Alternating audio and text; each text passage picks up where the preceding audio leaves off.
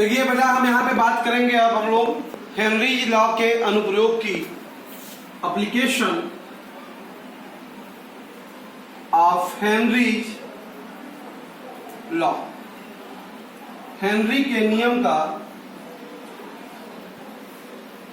अनुप्रयोग। ध्यान दीजिए, बहुत सा दैनिक जीवन में इसके अनुप्रयोग हमको देखने को मिलते हैं। पहला सिंपल सा है हमारा, देखो जितने भी सोडा वाटर है, सोडा जल, सोडा वाटर बिकता है मार्केट में, शीतल पेय, कोल्ड ड्रिंक, शीतल पेय जैसे स्प्राइट, कोका कोला, ये सभी। ओके, तो जो सोडा वाटर, स्प्राइट है, शीतल पेय है, इन सब में, इनमें कार्बन डाइऑक्साइड गैस अधिक दाब पर बोतलों में भरी जाती है। भाई अधिक दाब पर, दाब अधिक, हाई प्रेशर पे इसलिए रखेंगे क्योंकि दाब बढ़ाने से विलेयता बढ़ती है। हाई प्रेशर पर क्या होते हैं, अधिक घुलनशील होते हैं कार्बन डाइऑक्साइड। और ठंडा इसलिए बोलते हैं, ठंडा इसलिए कहते हैं क्योंकि कम, अगर टेम्परेचर कम होगा तो उनकी सॉल्युबिलिटी क्या होगी, बढ़ेगी। गैस की सॉल्युबिलिटी क्या होती है, बढ़ती है। ताप बढ़ाने पे सॉल्युबिलिटी घटती है और ताप घटाने सॉल्युबिलिटी बढ़ती है। इसलिए कोल्ड ड्रिंक वगैरह अक्सर सोडा वाटर देखते हैं आपने, ठंडे अधिक बेचते हैं और ठंडा हम लोग यूज भी करते हैं। क्लियर बेटा, पहला एप्लीकेशन तो बड़ा इंपॉर्टेंट है। देखिए, गहरे जो समुद्र होता है, गहरे समुद्र में जो गोताखोर होते हैं उनको अधिक दाब पर, क्योंकि प्रेशर जब अंदर जाएगा उतना अधिक दाब पड़ेगा, तो अधिक दाब पर गैसों के अधिक घुलनशीलता का सामना करना पड़ता है। ठीक है, क्योंकि भाई जब अधिक जाएंगे तो दाब अधिक होगा, तो गैसों की घुलनशीलता अधिक होगी। तो गैसों की, ध्यान दीजिए, गैसों की घुलनशीलता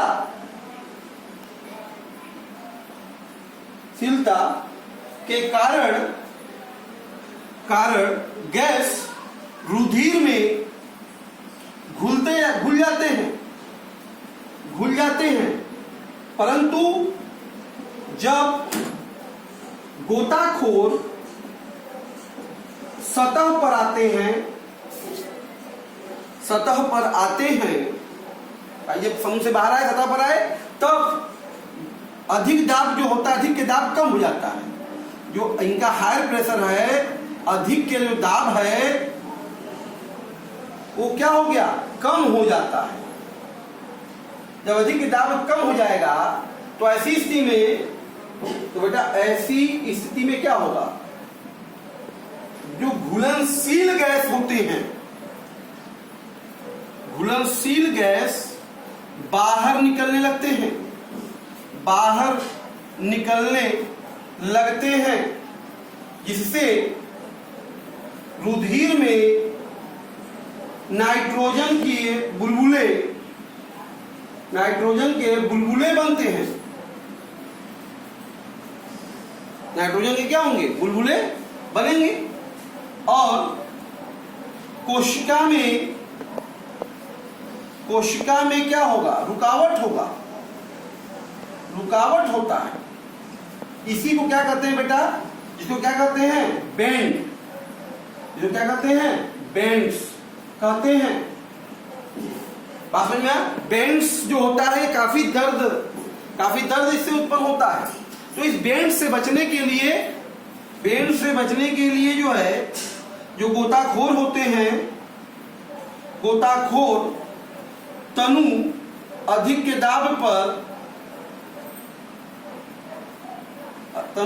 दाब पर जो मिश्रित वायु आपको पता होना चाहिए, ध्यान दीजिएगा, 11.7% H, 56.2% नाइट्रोजन और 32.1% ऑक्सीजन सिलेंडर में भरते हैं। ओके, तो ये जो मिश्रण होता है, ये मिश्रण गोताखोर समुद्र के अंदर अपने स्वास्थ्य के लिए ले जाते हैं। बेंड सी घटना ऐसी स्थिति में थोड़ी कम होती है। ओके, अधिक जो ऊंचे स्थान है या पर्वतारोही होते हैं बेटा, पर्वतारोहियों में ये बातें देखें, जो अधिक ऊंचे स्थान पर रहने वाले व्यक्ति या पर्वतारोहियों में, तो हम अधिक ऊंचे स्थान पर ध्यान दीजिएगा, हम पाते क्या है कि वहां पर जो ऑक्सीजन का जो आंशिक दाब होता है वो सतही दाब से कम होता है। बहुत ऊंचाई पर ऑक्सीजन का जो प्रेशर होता है वो हमारे लेवल पे कम होता है, जिसके कारण ऐसे स्थानों पर रहने वाले जो व्यक्ति हैं, पहाड़ों के ऊपर रहने वाले जो व्यक्ति हैं या पर्वतारोही जो रोही है, उनमें उनके रुधिर में ऑक्सीजन की जो सांद्रता है बेटा, ऑक्सीजन की सांद्रता घट जाती है। ऑक्सीजन की सांद्रता घट जाती है। अगर ऑक्सीजन की सांद्रता घट जाएगी तो जिससे उन्हें कमजोरी महसूस होती है। ध्यान दीजिए, वीकनेस महसूस करेंगे, वो कमजोरी महसूस होती है तथा उनके सोचने की क्षमता भी कम हो जाती है।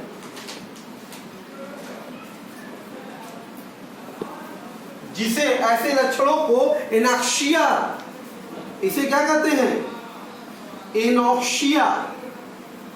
एनॉक्सिया नामक बीमारी के नाम से जानते हैं, एनॉक्सिया कहते हैं।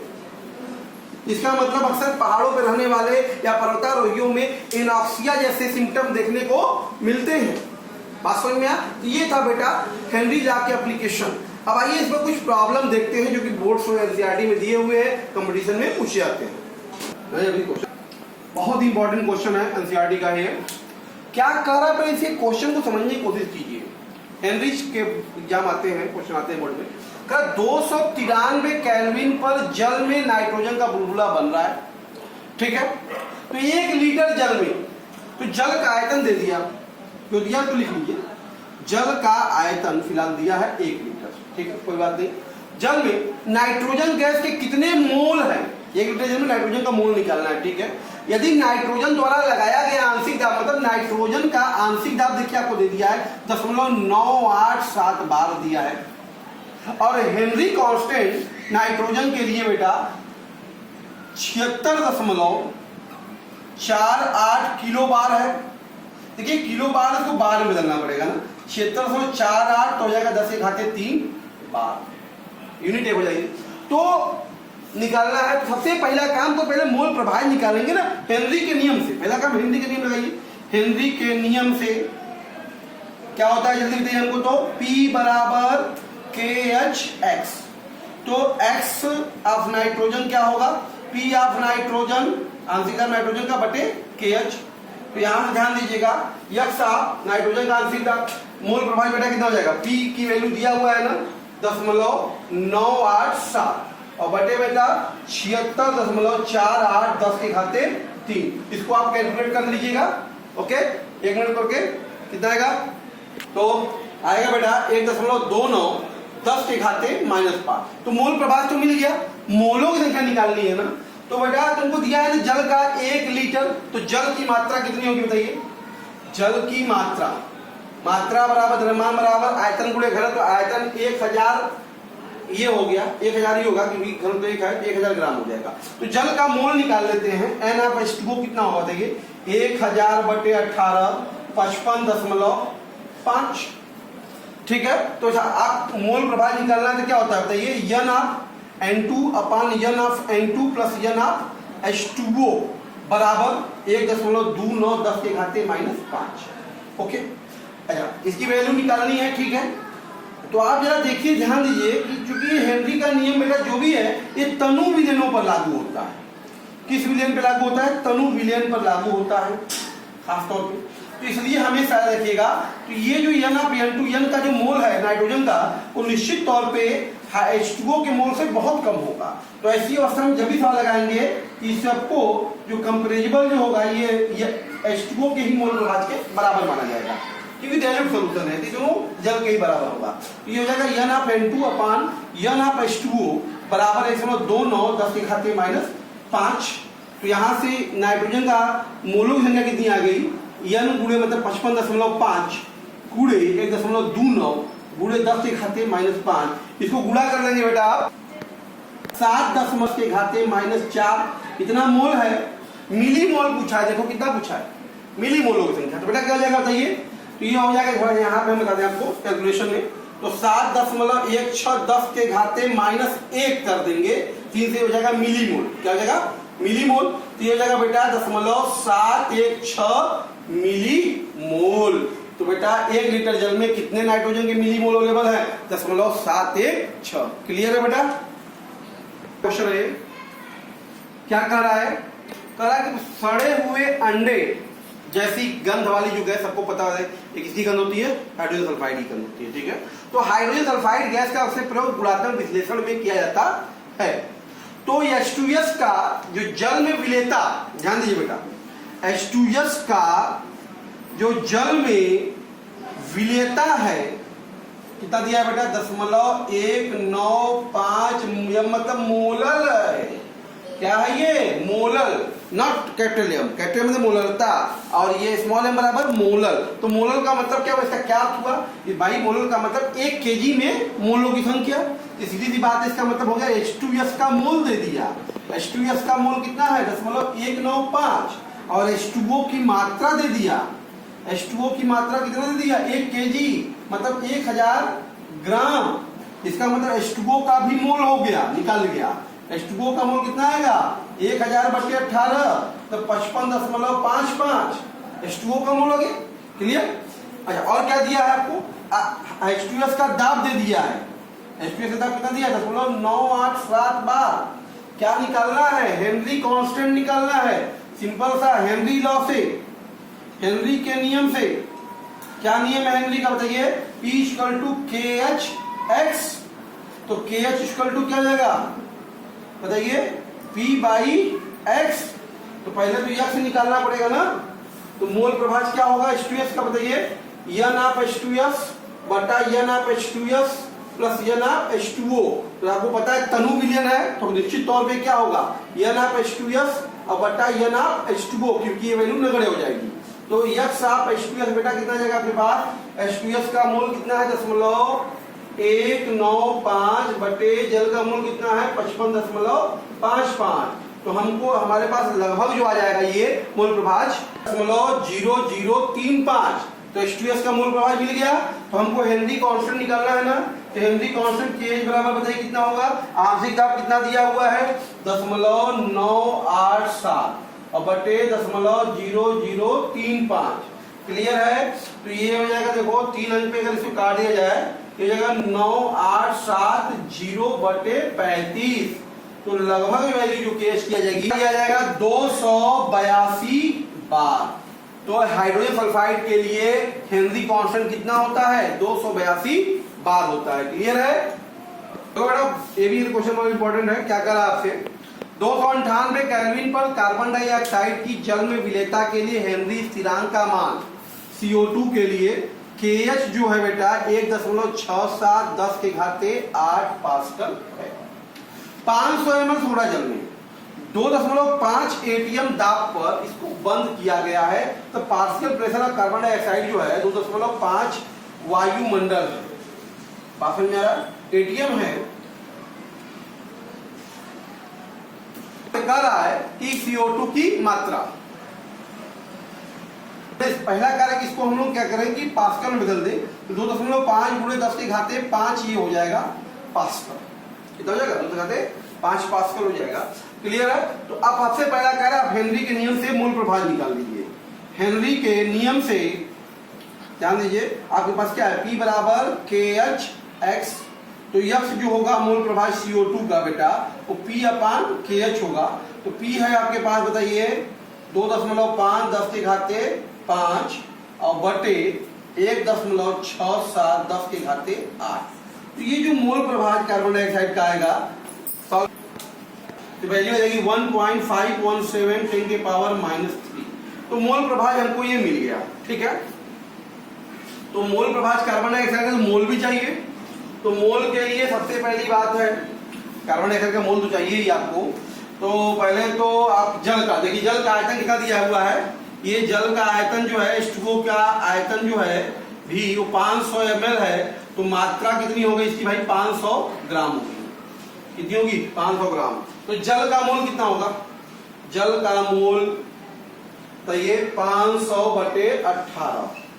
तो यह आ जाएगा बेटा आपका 55.55 बटे 2, 55.55 बटे 2। तो कहने का मतलब आ जाएगा 2 दूनी 4, 2 सत्ते 14, 2 सत्ते 14, 2 सत्ते 14, 27.77। तो H2O का मोल आपको मिल गया। बात समझ में आ रहा? तो मोल प्रभाज का फार्मूला क्या होगा, N of CO2 upon N of CO2 plus N of H2O बराबर 27 यानी विधि दिया हुआ है 1.517 10 के घाते -3। तो ये वैल्यू पता ही आपको डाइल्यूट है, तो इसलिए N ऑफ CO2 बटा N ऑफ H2O बराबर 1.517 10 के घाते -3 होगा। तो N ऑफ CO2 कितना हो जाएगा बेटा, गुणा कर देंगे मतलब 27.77 गुणे 1.517 10 के घाते -3। तो आप सॉल्व करके देखिए कितना आता है 42.14 10 के घाते -3। तो ये जो मोल निकल गया, पूछा क्या है मात्रा। जब मोल मिल गया तो मात्रा निकालने में कोई दिक्कतें नहीं है। तो CO2 की मात्रा क्या होगी, सीधी सी बात है मोल गुणे अणु भार कर देंगे। तो मोल है 42.14 10 के घाते -3 गुणे अणु भार कितना होगा बेटा 44। तो सॉल्व करिए देखिए कितना आपका आंसर आता है 1.854 ग्राम। क्लियर है।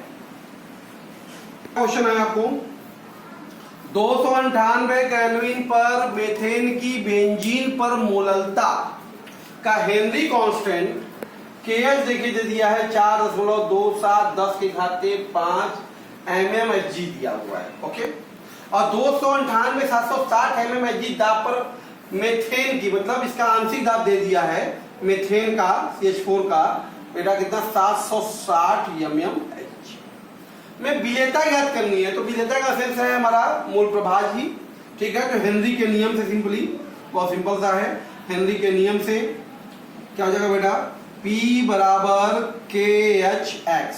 तो यक्स ऑफ CH4 क्या होगा P बाई KH। P कितना है 760, KH कितना है बेटा 4.27 10 के घाते 5। इसको सॉल्व करिए कितना आंसर आता है आपका बताइए 178 इंटू 10 के पावर -5। तो ये इसकी क्या होगी विलेयता कहलाएगी in term of mole fraction. Clear है बेटा। देखिए अगला क्वेश्चन बेटा हमारा बहुत इंपॉर्टेंट है। करा एक प्रयोग में 27 ग्राम एसिटिलीन के एक प्रयोग में 27 ग्राम एसिटिलीन के एक वायुमंडल दाब पर 1 लीटर एसीटोन में घुला गया है बेटा। इसका मतलब ये हो गया सीधी सी बात है कि एसिटिलीन की जो विलेयता है, विलेयता मान लिया गया इसको यमोन, तो बेटा 27 ग्राम एक लीटर में घुला गया क्या होगा 27 ग्राम पर लीटर है। और कितने दाब पर है बेटा बताइए 1 वायुमंडल दाब पर। फिर करें अगर यही आंशिक दाब अगर हम बढ़ा दें कितना कर दें 12 वायुमंडल कर दें तो उसकी विलेयता M2 क्या होगी। तो आपको पता ही है ना हेनरी के नियम से मैंने बताया ही था। हेनरी के नियम से क्या होता है M1 बाई M2 बराबर P1 बाई P2। तो सिंपली आप लगा सकते हैं M1 की वैल्यू कितनी है 27 बटे M2, P1 कितना बेटा 1 और P2 कितना बताइए 12। तो M2 कितना हो जाएगा बताइए भाई 1 गुणे 27 गुणे 12। बताइए जरा कितना आ जाएगा गुणा करने पे आपका आंसर 324 ग्राम पर लीटर। तो ये इसकी विलेयता होगी। क्लियर है। बहुत ही ज्यादा इंपॉर्टेंट क्वेश्चन है। क्या कह रहा है आपसे कि कह रहा है जल में 293 केल्विन पर ऑक्सीजन के बुलबुला बन रहा है, ठीक है। तो ऑक्सीजन का आंशिक दाब PO2 कितना दे दिया है? 0.98 बार दे दिया है। ठीक है, तो उसकी विलेयता ग्राम प्रति लीटर में बतानी है। ध्यान दीजिए, ग्राम पर लीटर में, not a gram, not a mole fraction. ठीक है, और उसके एक हेनरी कांस्टेंट आपको दिया है सिर्फ KH 34.84 किलो बार। तो पहला काम तो इसको यूनिट सेम कर लेना, तो 34.8 जाए 10 के घाते क्या हो जाएगा? 3 बार। तो पहला काम ग्राम प्रति लीटर में तो बाद में हम कन्वर्ट करेंगे, पहले तो मोल प्रभाष को निकाल लें। ठीक है, तो हेनरी के नियम से हम जान ही रहे हैं कि P बराबर KHX, तो यक्स आप O2 कितना हो जाएगा बताइए? P/KH। P का मतलब बेटा है 0.98 और ये है 34.84 10 के घाते 3। चलिए सब लोग गुणा करके पॉज करके देखिए कितना आंसर आता है, और देखिए हमारे आंसर से मैच खाता है कि नहीं हो। 2.8 10 के घाते -5 आया, तो यहां से मोल प्रभाष बेटा हमको निकल गया। तो ध्यान दीजिएगा, तो ये ग्राम पर लीटर मतलब लीटर, 1 लीटर में भाई ग्राम पर लीटर का मतलब क्या? लीटर हमारा कितना है? H2O का आयतन कितना है? H2O का आयतन अगर मान ले बेटा 1 लीटर, तो पर लीटर हो गया कि नहीं हो गया? इसका मतलब H2O की मात्रा कितनी होगी? 1000 ग्राम। तो मोल कितना होगा H2O का? सबको पता है ना, 1000/18 तो 55.55। तो मोल मिल गया, यक्स मिल गया है। एक्स ऑफ O2 क्या होगा बताइए? N ऑफ O2 बटा N of O2 plus N of H2O।